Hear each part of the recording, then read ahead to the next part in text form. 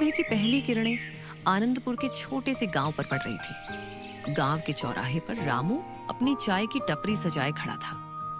उसके पास 4-5 लकड़ी के स्टूल लगे थे, जहां गांव वाले बैठकर चाय पीते और बातें करते थे।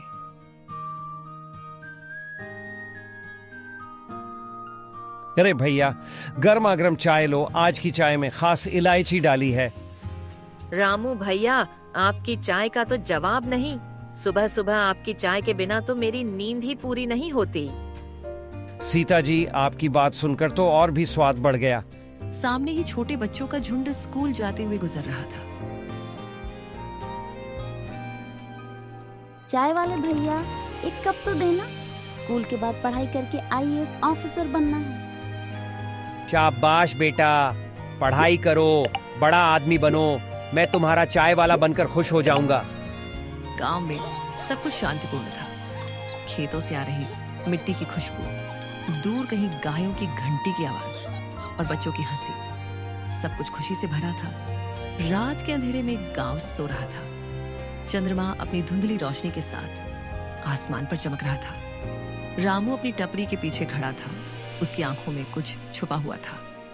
रामू ने टपरी के नीचे से एक बैग निकाला, जिसमें चाबी, दस्ताने और एक छोटा फ्लैशलाइट था। तभी उसके दो दोस्त मोहन और श्याम चुपके से आए। रामू, सब तैयार है। गांव के लोग तो सो रहे हैं। चुप रहो, अगर कोई सुन गया तो सब खत्म। तीनों चुपके से गांव के अमीर ठाकुर के घर की ओर बढ़े। ठाकुर का घर गांव के बाहर था, जहां बहुत कीमती सामान रखा था।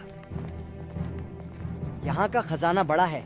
आज से हमारी किस्मत बदल जाएगी। रामू ने चाबी लगाई और दरवाजा धीरे से खोला। अंदर अंधेरा था, लेकिन फ्लैशलाइट की रोशनी में उन्होंने बड़े बड़े संदूक देखे। ठीक उसी वक्त गांव के चौकीदार रामलाल, जो सड़क पर गश्त कर रहा था, कुछ अजीब सा महसूस किया। इतनी देर तक कोई आवाज क्यों नहीं? कुछ तो गड़बड़ है। क्यों इतना सन्नाटा है? रामलाल ने अपने मोबाइल की टॉर्च चलाई और धीरे धीरे रामू की ओर बढ़ा।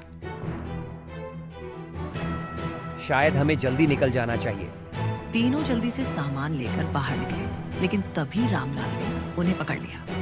रुको, चोरी करते पकड़े गए हो। गांव में अचानक हड़कंप मच गया।